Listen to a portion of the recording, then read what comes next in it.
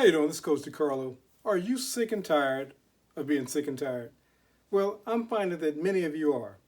And what we want to do is give you some tools so that you can transcend that feeling, that state, into a more abundant state. But first and foremost, you have to understand why you find yourself sick and tired of being sick and tired. Some of you are unhappy with your current situations.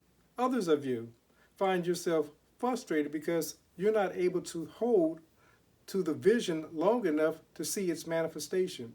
And I want to give you some tools that will allow you to overcome that. We're going to be coming from Scripture, and we're going to be talking about two different scriptures, talking about knowledge and vision. Once you begin to understand how knowledge and vision plays a part in your life, you will transform it. But let's take a look at Scripture. What do we discover? It says, where there is no vision, the people perish. What is a vision? Many times we call a vision that living from the end. Most of us simply haven't given our subconscious mind, our imagination, anything to work with. So say that you're a student and you're living at home. Once you get a bigger vision of being on your own and having the life that you've always dreamt of, then you'll begin to move forward towards that vision, that dream. But until you give yourself something to work towards, vision, you're going to find yourself frustrated because it's like going on a trip. We can know where we are. Everybody knows where they are at the moment. That's not the hard part. But in understanding where you are, you must also decide where you want to go. Because see, you have to give subconscious mind, your mind, something to work towards. Your mind is a goal-setting mechanism. From early childhood development until aged adult, we're always setting goals. When we cease to set goals, what we're doing is telling our mind that it's okay to shut down. So whether we're young adults or aged adults, when you don't give your mind something to work with, it's saying shut down. So as a young adult, what you find yourself doing is finding yourself in a depressed mode because you're not expressing who it is that you've been created to be. As an older adult, when we get up in age and we retire, for example, retirement is supposed to be a time where you start doing those things that you've always wanted to do. But many people take retirement as, well, I'm going to kick back and do nothing. And this is why we find so many people, once they've retired, shortly thereafter, they expire or they die. Now, that's a sad truth. But what happens is you're telling your body that it's okay to shut down. When you cease to do anything, when you cease to be active, when you cease to give your mind something to work with, no goals, for example, then you're saying, I'm done with whatever my purpose was here on earth to do, and it's okay to shut down. So Scripture calls that perishing. Where there is no vision, no end in mind, no desired end, where you want to be, something to do, a goal to accomplish, the people perish. Now, like I said, that perishing can come in many different forms. Sometimes it's just a lack of motivation. Sometimes we find ourselves in this very, very deep funk. Sometimes we just can't get started. Sometimes we lose opportunities because they say this person is just lazy. It's not that that person is lazy. They just don't have a vision for their lives.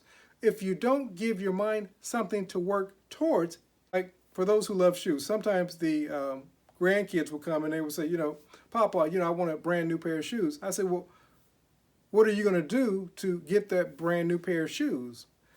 I give them something to work towards. And it's amazing the things that they can accomplish when there's a goal in mind. Yes, I could have just purchased the shoes for them. The problem with that is then they don't take anything away. And of course, then the attitude is entitlement.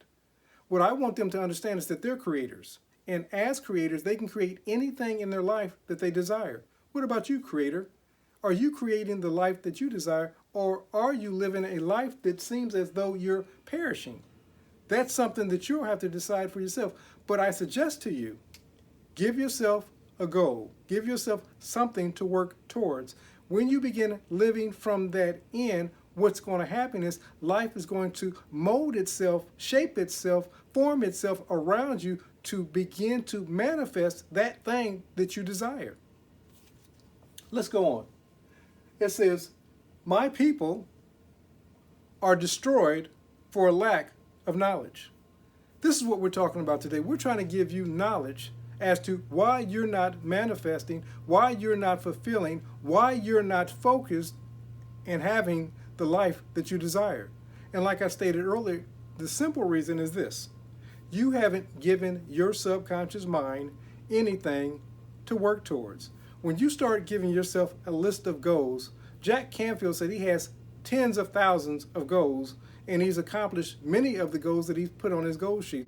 What you find with people who are accomplishing great things, they've set goals in mind so that they can begin to accomplish those great things. I think about the story of Tiffany Haddish, the comedian. 10, 20 years ago, she was on the rocks. Nothing was happening for her, and she started conversating with this gentleman by the name of Kevin Hart. And he says, you're an attractive woman. Why isn't there some man taking care of you? And she says, well, I don't want a man taking care of me. I want to be able to take care of myself. She didn't have any money. What Kevin did was gave her a few dollars so that she could stay in a hotel room for a couple of days. But he said, I want you to do something for me. I want you to write out a list of goals, things that you want to accomplish in the next 5, 10, 20 years. Don't come out of that room until you've completed that list. So Tiffany went about creating her list. Little by little, she started checking off boxes on her list. And pretty soon, she was living the life that she desired. Now, if a list could do this for somebody who was literally homeless, what can it do for you? When you begin giving your subconscious mind something to work with, and let me suggest this. Don't just have it in your head.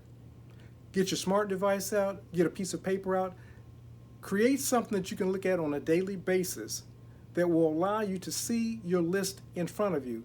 Because see, even if we're taking a trip, we plug in the GPS, we say, okay, this is where I'm at. Two things that the GPS system, MapQuest, no matter what you're using, there's two questions that they ask. Where are you at and where are you going? Creators, where are you at right now? Now, many people can tell me where they're at. Well, Coach, I'm frustrated. I'm not happy in my current situation. This law of attraction stuff just doesn't work. And I said, well, where do you want to be? I don't know. You're blaming the law of assumption, the law of attraction, these principles on your inability to make a decision. When you make a decision, you set things into motion. Universe begins to conspire on your behalf to bring about the decision that you've made. So when you're going on a trip, like I said, it asks for two locations, where you're at and where you're going. The same thing holds true with your servo mechanism, your mind. You have something called a reticular activating system. In this reticular activating system, you can only think one thought at a time. But many of us are scattered in our thoughts. Scripture says that the double-minded person is unstable in his or her ways. But we think that we can think all these many thoughts, multitask, and so forth, and find ourselves being successful. We haven't given our mind anything to work towards. Once we give our mind something to work towards, we call that a goal. Once we start working and moving towards this goal, what's going to happen is fulfillment. But you don't stop at one goal.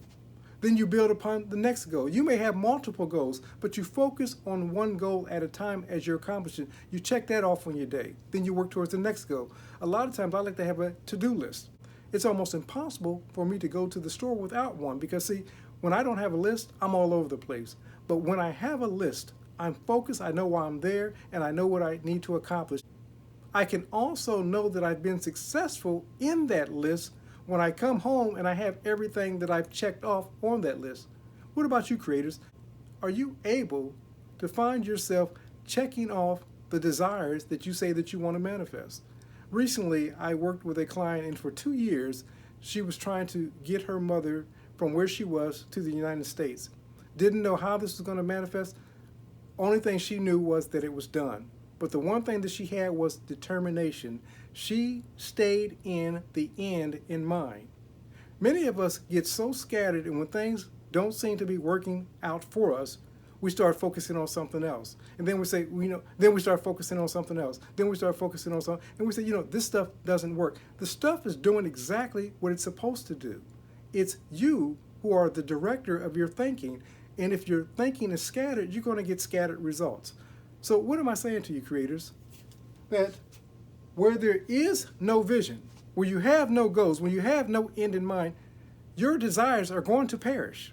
That's just the way that it is. They're going to dissolve. They're not going to be manifested until you get focused on what it is that you desire.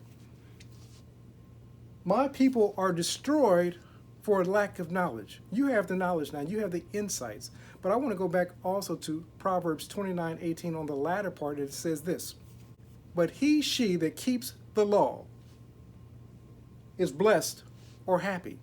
When you begin to operate in these principles, when you begin to understand how this stuff works, Neville called this portion of it the law. When you begin walking in the law, I like to say that the law is love at work. When you begin operating from your place of love and doing the things that you love to do, you begin giving yourself more of those things that you desire to do. More will be given to you. It says, to him who has, more shall be given, but to him who has not, even that which she has will be taken or will perish. Don't allow your lifestyle to perish for a lack of vision. Give your subconscious mind something to work towards. When you begin giving yourself a vision, a dream, something that you can work towards, you'll find that your life is more abundant, more fulfilling. You'll find yourself being happier, as stated in this last verse. But she that keeps the law. These principles, these techniques that we talk about on a daily, weekly basis, is blessed or happy. Remember this, creators, that only you can create your perfect world, not God or man. Only you can create your perfect world. Until we speak next time, have a great and abundant day.